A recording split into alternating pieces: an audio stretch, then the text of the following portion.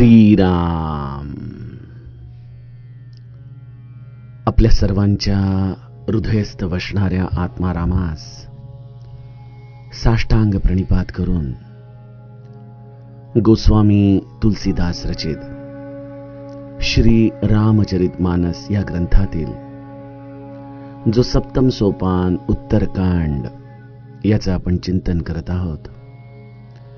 सज्जनहो, हे आपलाच कथा चिंतन क्रमांक 1260. आपण भुशुंडीजींचा या ब्राह्मण देहामध्ये चाललेला हा सगळा परमार्थाचा प्रवास अभ्यासत आहोत. भुशुंडीजींना महादेवाच्या कृपेने आपलं ज्ञान अबाधित ठेवत वेगवेगळ्या योनींमध्ये जन्म मृत्यूचं दुःख सहन न करता अनेक जन्म प्राप्त झाले. अशा या सर्व प्रवासात हा परम मोक्षदायक देणारा ब्राह्मण देह त्यांना प्राप्त झाला. त्यांना लहानपणापासूनच परमार्थाची विशेष आवड होती आणि त्यामुळे आई वडील लौकिक शिक्षणाकडे त्यांना वळवत होते. परंतु भुशुंडीजींना हे लौकिक शिक्षण अजिबात आवडत नव्हतं. केवल राम चरण लय लागी अशा पद्धतीने नित्य राम भजन करणं हाच त्यांच्या मनाचा एकमेव आधार झाला होता. त्यातून सज्जनो, आपण लौकिक शिक्षण आणि आत्मिक उन्नती करून देणारं शिक्षण याच्यातला फरक बघितला. गोस्वामीजींनी फार सुंदर तिथं चौपाई रचून ठेवली की कहू खगेस अस कवन अभागी खरी सेव सुरधेनु त्यागी. ही गाढवाची सेवा आहे, लौकिक उपाधी मिळवत राहणं.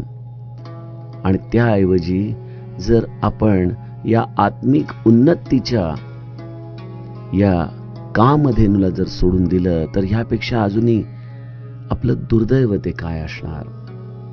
असे भुशुंडी आपल्या आई वडिलांच्या निधनानंतर वनामध्ये निघून गेले राम भजन करण्यासाठी. वेगवेगळ्या साधू संतांना जाऊन भेटू लागले. रामाची कथा नित्य श्रवण करू लागले. तो गुणानुवाद ऐकू लागले. मनातल्या आता सर्व वासना संपून गेल्या होत्या. कथेची एकच आता फलश्रुती मनामध्ये निर्माण झाली होती की तो रामराया कधी दर्शन देईल, त्या रामाचं चरण आपल्याला कधी पाहायला मिळतील, जेणेकडून आपला जन्म सफल होईल. अशा रीतीने सर्वांना रामदर्शनाची उत्कटता सांगत सांगत भुशुंडीजी लोमस ऋषींच्या पर्यंत आलेले आहेत. सज्जनो, इथून पुढील कथाभाग गोस्वामीजी गाऊ लागतात. तब मुनीस रघुपति गुण गाथा कहे कछुक सादर खगनाथा.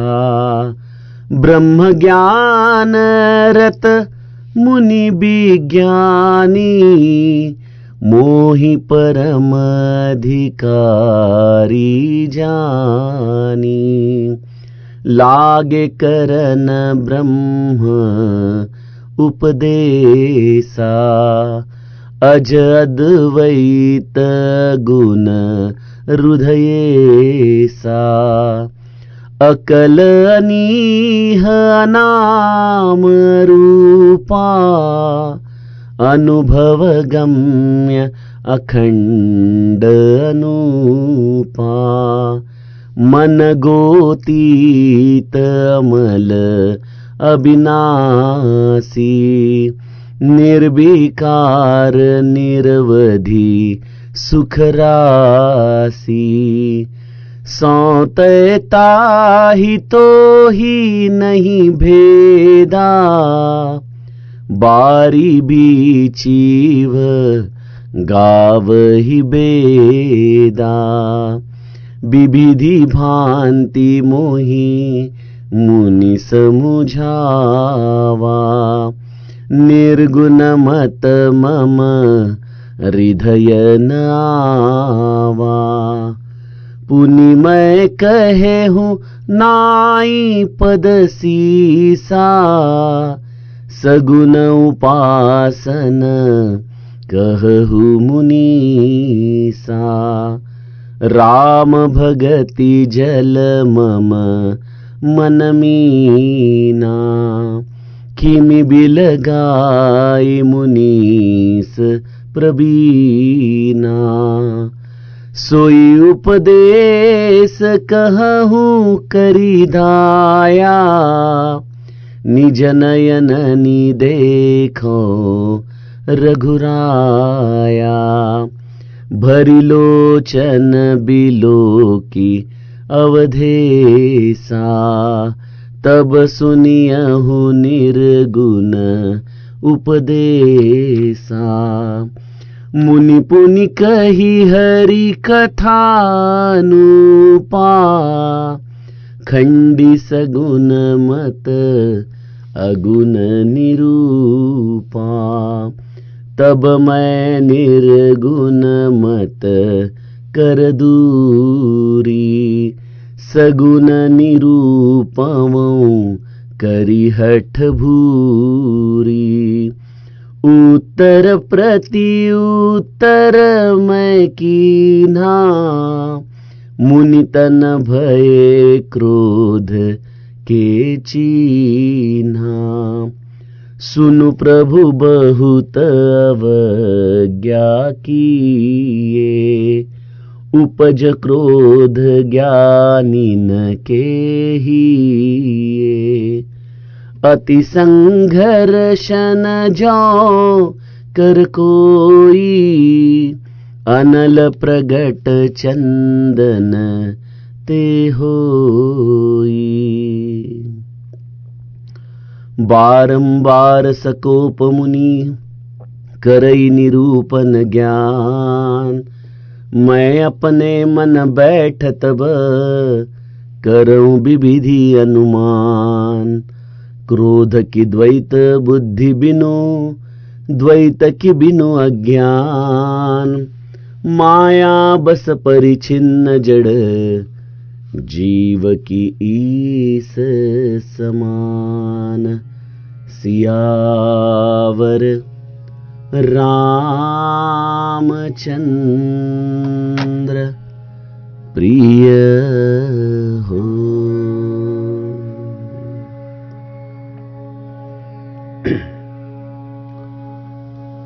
सज्जनो, भुशुंडीजींना महादेवाने उशाप देताना एक फार मोठं वरदान दिलं होतं की अप्रतिहत गती होय हितोही. अर्थात भुशुंडी जिथे जाण्याची तुम्ही इच्छा कराल तेथे विना प्रतिबंध जाऊ शकाल. आणि या वरदानाच्या अधीन जणू काही भुशुंडीजी प्रत्येक जन्मामध्ये त्यांच्या इच्छेनुसार, त्यांच्या आवडीनुसार योग्य स्थानी पोहोचतात. त्यानुसार ते या रामाच्या सगुण दर्शनाची पृच्छा करत करत मेरू शिखरावरती जाऊन पोहोचलेले आहेत. मेरू शिखर बटछाया मुनिलो मस आसीन, देखी चरण सिरु नायऊ बचन कहेऊ अति दीन. भुशुंडीजी सगुण रामाची दर्शनाची पृच्छा करत करत मेरू शिखराच्या अत्यंत उंच अशा शिखरावरती जाऊन पोहोचलेले आहेत, जिथं एका वडाच्या झाडाच्या छायेत लोमश मुनी बसलेले आहेत. अशा अधिकारी ऋषींची ती तपश्चर्या, त्यांचं ते तेज, या सर्वांना पाहून भुशुंडीजी त्यांच्या चरणी नतमस्तक झाले आहेत आणि त्यांच्याशी अत्यंत विनयाने संवाद करू लागलेले आहेत. सज्जनो, हे सगळं वाचत असताना, ऐकत असताना मनामध्ये विचार येतो की महादेवाने केवढा सुंदर उशाप भुशुंडीजींना दिलेला आहे. त्यांच्या मनाच्या आवडीप्रमाणे आपल्या मनातली उत्कटता, आपल्या मनामधली असलेली ही जिज्ञासा याची पूर्तता करण्यासाठी ते थेट सुमेरू पर्वताच्या अत्यंत उत्तुंग अशा शिखरावरती पोहोचू शकतात. सज्जनो, परंतु यामध्ये वैषम्य मानण्याचं काही कारण नाही. आज आमच्यावरती कदाचित आकाशवाणी रूपाने महादेव प्रसन्न नाही, परंतु आमच्या हृदयस्थ असलेला शिव आम्हाला आजही हे वरदान प्रदान करू शकतो. बरं, हे सर्व काही आपल्या हातामध्ये आहे सज्जनो. समर्थांनी कुठल्या दशकामध्ये ती ओवी आहे मला आठवत नाही, परंतु त्याचा अर्थ फार सुंदर आहे की ऐक शिष्या, मी आता तुला तुझं भविष्य सांगतो. आपल्याला भविष्य म्हटल्यानंतर अत्यंत उत्सुकता निर्माण होते की काय नेमकं भविष्य सांगतायत समर्थ. परंतु समर्थ भविष्य असं सांगतात की ज्या गोष्टीचं तुला ध्यान लागेल, ज्या गोष्टीची तुला उत्कंठता लागेल, जी गोष्टीचं तुला निधिध्यासन लागेल, ती गोष्ट तुला तुझ्या जीवनामध्ये निश्चित प्राप्त होते, निश्चित. आणि हे आपण लौकिक जीवनामध्ये देखील बघतो ना, की बऱ्याचदा आपण एखाद्या गोष्टीसाठी अत्यंत मनापासून प्रयत्न करत असतो, मनापासून त्याची इच्छा करत असतो, आणि ती इच्छा आपल्या या उत्कट भावनेच्या आधाराने पूर्ण होते. गोस्वामीजींनी बालकांडामध्ये एक फार सुंदर चौपाई त्यासाठी रचून ठेवलेली आहे. सिद्ध चौपाई आहे सज्जनो.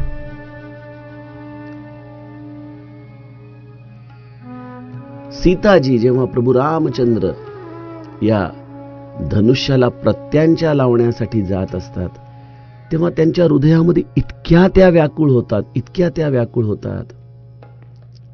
आपल्या हृदयस्थ असलेल्या परमेश्वराला त्या आळवू लागतात आणि त्या मनापासून त्यांना प्रार्थना करू लागतात की जर मी तन मन वचनाने खरी प्रतिज्ञा केली असेल, जर माझं रघुनाथाच्या चरणी खरोखर वास्तविक प्रेम असेल, तर मला निश्चित प्रभू रामचंद्रांची प्राप्ती होईल.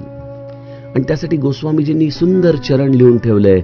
जेही के जेही पर सत्य सनेहू, सो तेही मिलईन कछु संदेहू. जेही के जेही पर सत्य सनेहू. आणि हा आशीर्वाद आम्हा सर्वांसाठी आहे बरं का.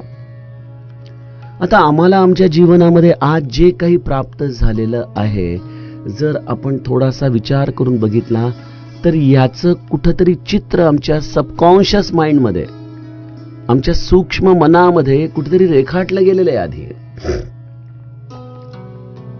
आणि तेच आम्हाला समर्थ म्हणतात त्याप्रमाणे, ऐक शिष्य, आता तुला मी भविष्य सांगतो, तुला ज्या गोष्टीचं ध्यान लागलेलं आहे तेच तुला प्राप्त होणार आहे. मग मला सांगा, जर मला खरंच रामदर्शनाची अत्यंत मनापासून उत्कट इच्छा निर्माण झाली, आणि उत्कट इच्छा म्हणजे पूर्ण वेड लागलं पाहिजे बरं का. हे वरवर नाही, हा काही पार्ट टाइम जॉब नाही आहे निधिध्यास म्हणजे. हा काही अभिनय नाही. 2-3 तास रंगभूमीवरती रेखाटला आणि पुन्हा आपल्या पद्धतीने आपण जगू लागलो. 24 तास मोक्षप्राप्तीच्या रहस्यामध्ये देखील ब्रह्मानंद महाराज शेवटी उत्कटतेने रामाला आळवतात की रामा, हे दयानिधी, माझा उद्धार कधी करशील? तुझं सगुण दर्शन मला कधी घडेल? सज्जनो, भगवंताच्या भजनाची, भगवंताच्या कथेची, भगवंताच्या नामस्मरणाची तुम्ही कुठलंही साधन घ्या, त्या सर्व साधनांची ही फलश्रुती आहे की रामदर्शनाची अत्यंत उत्कट अशी ओढ लागणार.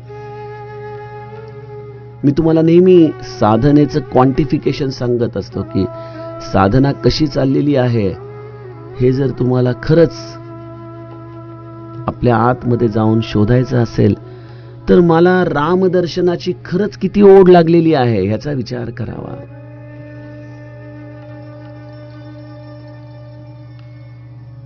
आणि हे जेव्हा आपण आपल्या स्वतःला विचारतो तेव्हा लक्षात येतं की अरे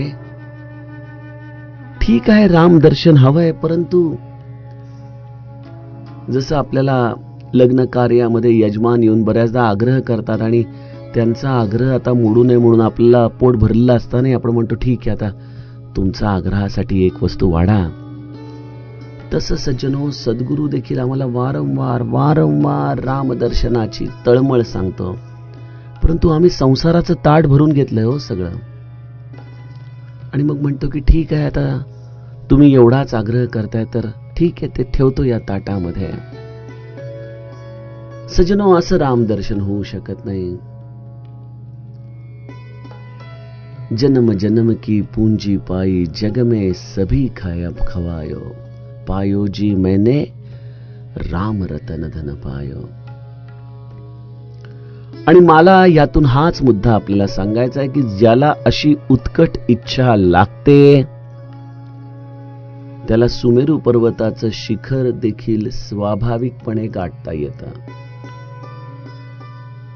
त्याला त्याच्या जीवनामध्ये या तळमळीच्या शिवाय वेगळं कुठलंच साधन करावं लागत नाही. तळमळ निववीरे राम कारुण्य सिंधू. तो राम अत्यंत करुणेचा सागर आहे आणि जेव्हा तुमच्या हृदयामध्ये त्याला भेटण्याची अशी उत्कट इच्छा लागते तेव्हा मग रामराया कुठल्या ना कुठल्या तरी संताच्या, अधिकारी संताच्या चरणांपाशी जाऊन त्याच्याशी संवाद करण्याची सोय तुमच्यासाठी निर्माण करून देतो.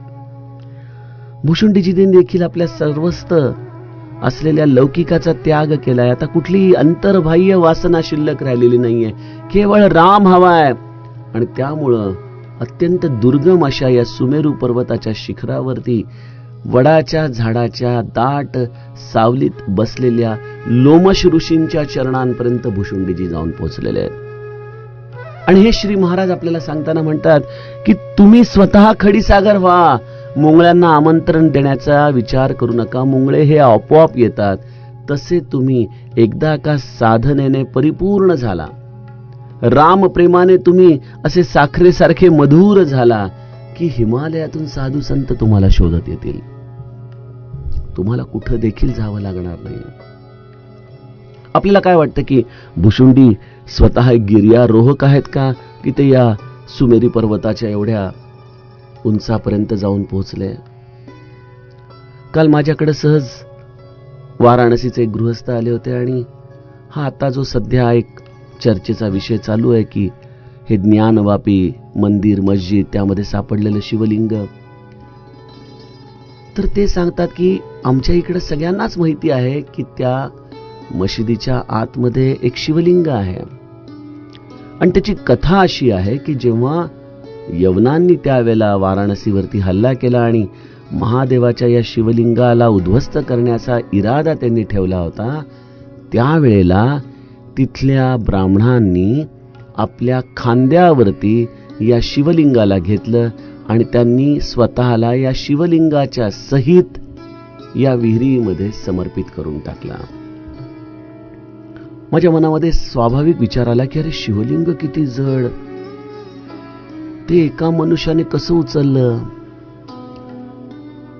सज्जनो, भगवंत हा त्यावेळेला एकतर आपल्याला तेवढी ताकद देतो किंवा तो पिसासारखा हलका होऊन जातो.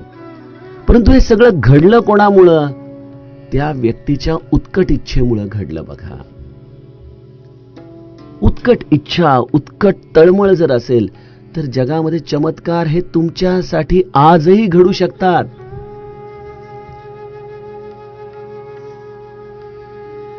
भुशुंडीजींना त्यामुळे सुमेरू पर्वतावरती लोमस ऋषींसारखे अत्यंत अधिकारी संत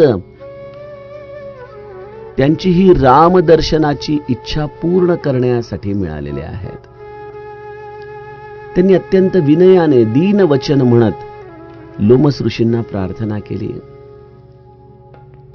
कृपाळू मुनींनी आदरपूर्वक भुशुंडीजींना विचारलं की मोही सादर पूछत भय द्विज आयहू केही काज. आपण कुठल्या कार्यास्तव आलेला आहात? बघा कसे संस्कार असतात. लोमश ऋषींनी ज्या पद्धतीने विचारलंय की द्विज आयहू केही काज, त्याच पद्धतीने भुशुंडीजींनी गरुडाला देखील विचारलेलं आहे, प्रभू आयहू केही काज. जेव्हा गरुड भुशुंडीजींच्या आश्रमात येतोय की तेव्हा आज कुठल्या निमित्ताने आपण आपलं दर्शन मला दिलं, असं कुठलं कार्य आहे जे तुम्हाला इथपर्यंत घेऊन आलेलं आहे? आणि भुशुंडीजींनी आपला स्वाभाविक असलेला तळमळीचा प्रांत लोमस ऋषींना सांगितला. तब मैं कहा कृपा निधी तुम सर्वज्ञ सुजान, सगुण ब्रह्म वराधन मोहि कहूं भगवान. मला सगुण ब्रह्माची आराधना करायची आहे, ती आराधना मी कशी करू? आपण सर्वज्ञ आहात, सुजाण आहात, म्हणून हे भगवन मी आपल्या चरणांशी हा प्रश्न घेऊन आलेलो आहे की मी सगुण ब्रह्माची आराधना कशी करू. सज्जनो, रामचरित मानसमध्ये जी काही क्रांतिकारक विधानं आहेत त्यातील हे एक क्रांतिकारक विधान आहे की सगुण ब्रह्माची आराधना. ब्रह्म म्हटल्यानंतर त्याला निर्गुण आणि सगुण ही दोन अंग ही मानवी कल्पनेच्या आधारानेच निर्माण झालेली आहेत. कारण की ब्रह्म हे कल्पनातीत आहे. परंतु या ब्रह्माला जाणण्यासाठी निर्गुण ब्रह्म ही संकल्पना विशेष ब्रह्मस्वरूपाच्या जवळची वाटते. परंतु सगुण ब्रह्म ही संकल्पना उच्चारल्यानंतर अनेक बुद्धिवादी लोक भुवया उंचावतात की अरे, सगुण ब्रह्म ही तर दोन परस्पर विरोधी शब्द तुम्ही एकत्र बोलत आहात की सगुण आणि ब्रह्म हे कसं असू शकेल? कारण सगुण नाशिवंत आहे, सगुणामध्ये नित्य उत्पत्ती स्थिती लय आहे, सगुणाला वेगवेगळ्या प्रकारच्या भावभावना आहेत, कल्पना आहेत, ते ब्रह्म कसं असू शकेल? सज्जनो, जेव्हा आपण समर्थ रामदासांचं हे समस्त चरित्र आणि त्यांचं वाङ्मय पाहतो, त्यांनी केलेली उपासना पाहतो, तेव्हा आपल्या लक्षात येतं की ज्या समर्थांनी दासबोधामध्ये मनाच्या कल्पना शक्तीचाच लय करून टाकलेला आहे, या मनामध्ये असलेल्या अनंत तर्कवितर्कांना त्यांनी विसर्जित करून टाकलेलं आहे, तेच समर्थ आयुष्यभर रामभजन करतायत, जागोजागी राम मंदिर स्थापन करतायत, हनुमंताची उपासना गावोगावी प्रस्थापित करतायत, हनुमंताची मंदिरं बांधतायत. म्हणजे एकीकडे या निर्गुण निराकाराचं महत्व सांगत असताना आचरणाच्या दृष्टीने मात्र त्यांनी नित्य सगुण ब्रह्माची आराधना केलेली आहे. अशा रीतीने सज्जन हो, सगुण जाहले गुणातीत या भूमिकेतून समर्थ आत्माराम स्वरूपाशी तद्रूप झालेले आहेत. जे कृष्णमूर्तीची अनेक मंडळी माझ्या सहवासामध्ये असतात आणि मला नेहमी सांगत असतात की हे नामस्मरण, ही सगुण उपासना, ही सगळी थोतांड आहेत, यांनी काही होत नाही. आता एखादा जर सर्वसामान्य मनुष्य असेल तर तो कदाचित भांबावून जाईल, कदाचित त्याला संताप येईल की अरे, माझ्या गुरूंनी मला नाम दिले, तुम्ही काय म्हणताय?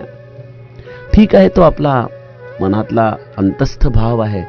परंतु सज्जनो, अनेकदा मौनम सर्वत्र साधनम म्हणतात, तसं सगळं काही मौनामुळे प्राप्त होऊ शकतं. उगीच अशा लोकांशी जाऊन वादविवाद करून आपण आपली ऊर्जा कशाला खर्च करायची?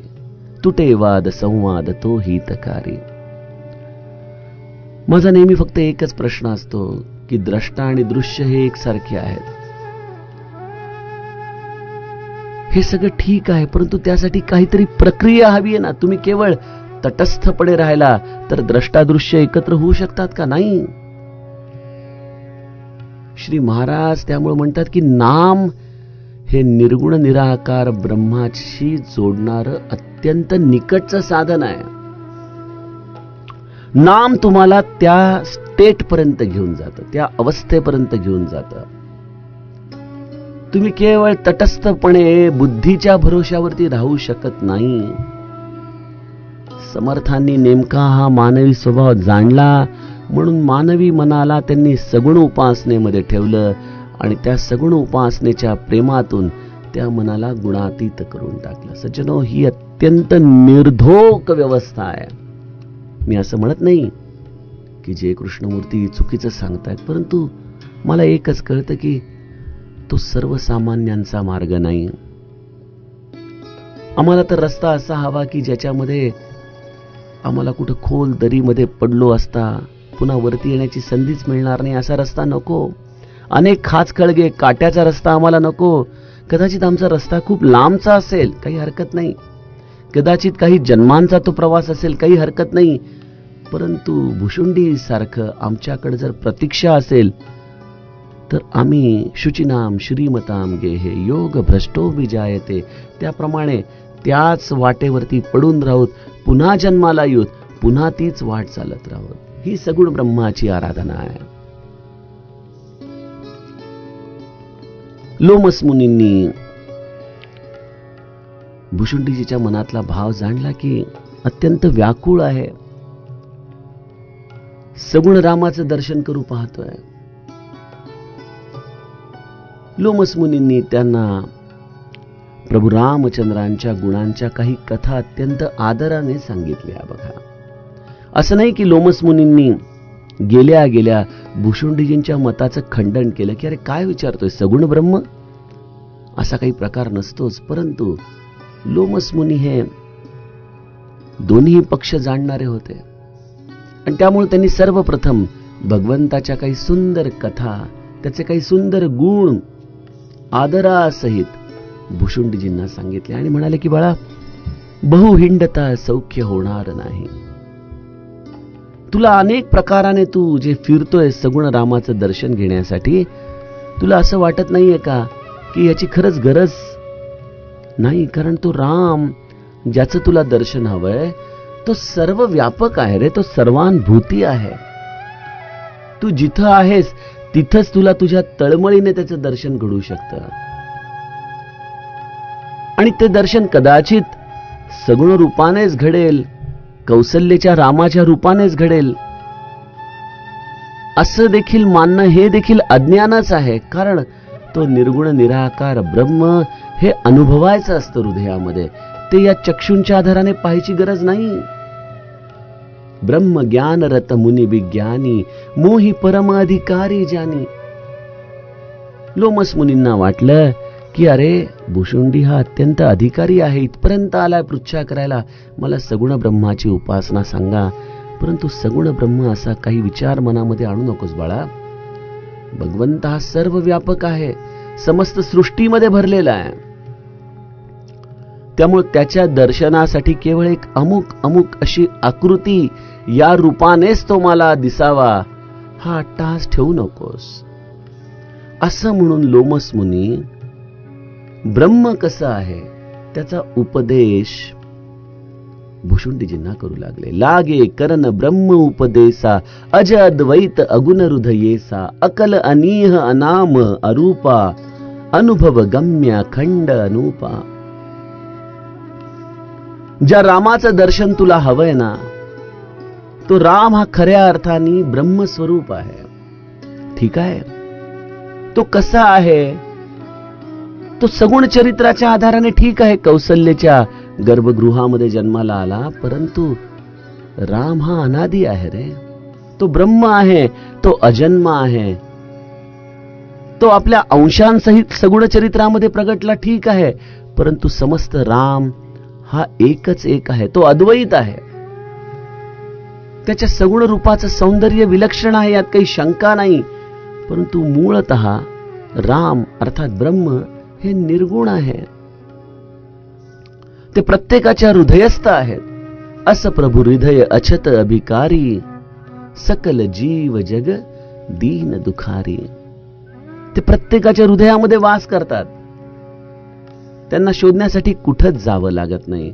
त्यांचं बुद्धीद्वारा मोजमाप करता येऊ शकत नाही. तू जेवढ्या जेवढ्या म्हणून कल्पना करशील त्या कल्पना या सगुण रूपासाठी ठीक आहेत, परंतु भगवंताच्या या स्वरूपापर्यंत पोचण्यासाठी त्यांना मर्यादा आहेत बाळा.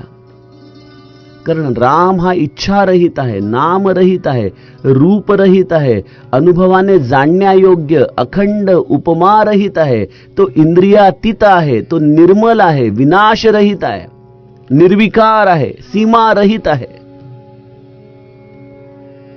अशा पद्धतीने लोमस मुनी भुशुंडीजींना रामाचं निर्गुण निराकार स्वरूप सांगू लागले.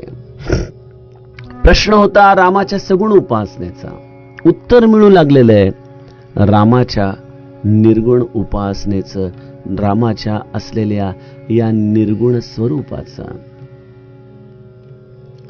सज्जनो, आपल्याला हे वाचत असताना सुतीक्ष्णाची आठवण आल्याशिवाय राहणार नाही की ज्या सुतीक्ष्णाला प्रभू रामचंद्र उठवू पाहतायत. सुतीक्ष्ण सगुण रामाच्या, वनवासी रामाच्या रूपाचं ध्यान करतोय आणि खरं तर समोर प्रभू रामचंद्र त्याच रूपात उभे आहेत, परंतु तो डोळे उघडायला तयार नाही. कारण हृदयामध्ये या वनवासी रामाचं दर्शन होताच अशी काही समाधी लागली आहे की आता डोळे उघडावेसेच वाटत नाहीयेत. फणसासारखं शरीर झालेलं आहे. प्रभू रामचंद्र म्हणतात त्याला जाग कसं करावं, काय करावं? त्याला आपल्या स्वरूपाचं दर्शन घडवावं म्हणून प्रभू रामचंद्रांनी आपलं चतुर्भुज रूप, हे विश्वरूप दर्शन सुतीक्ष्णाच्या हृदयामध्ये प्रगटवलं. आणि त्या सरशी एखाद्या अत्यंत सुंदर अशा पदार्थाचा आपण आस्वाद घेत असताना त्यामध्ये आपल्या दाताखाली कचकच यावी, खडा यावा, ते होताच जसा त्याच्यातला रस आपला संपून जावा, तशी भुशुंडीजींची अवस्था झाली की अरे, आपण ज्या आपल्या प्रियतम रामाचं हे चिंतन करत होतो त्यामध्ये हे निर्गुण निराकार, हे विश्वरूप दर्शनाचा राम कुठून आला? मला तो नकोय असं म्हणताच जसं सुतीक्ष्णाने डोळे उघडले आणि समोर पाहतायत तर आपला रामराया ज्याचं आपण नित्य ध्यान करतो तो समोर उभा आहे. हे पाहताच त्यांच्या अंतःकरणाची काय विलक्षण अवस्था झाली. सज्जनो, तशीच अवस्था भुशुंडीजींची देखील झालेली की इतक्या लांब, एवढ्या उंचावरती या सुमेरू पर्वताच्या एकांतामध्ये आपल्यासारख्या अधिकारी संताच्याकडं मी सगुण ब्रह्माची उपासना करायला आलोय आणि आपण मला अत्यंत निरस अशी या रामाची निर्गुण निराकाराची अवस्था सांगताय? नाही स्वामी, नाही. पुनिमय कहेहू नाई पद सीसा, सगुण उपासन कहू मुनीसा. अशा रीतीने भुशुंडीजी पुन्हा एकदा अत्यंत विनयाने लोमश ऋषींना प्रार्थना करतात की मला सगुण उपासन कहू मुनीसा, मला रामाच्या या सगुण उपासनेचं महत्त्व समजावून सांगा, त्याची उपासना पद्धत समजावून सांगा. सज्जनो, लोमश मुनी आता त्याला काय उत्तर देतील याचं चिंतन आपण उद्याच्या कथाप्रवाहामध्ये करूयात. जानकी जीवन स्मरण. जय जय राम.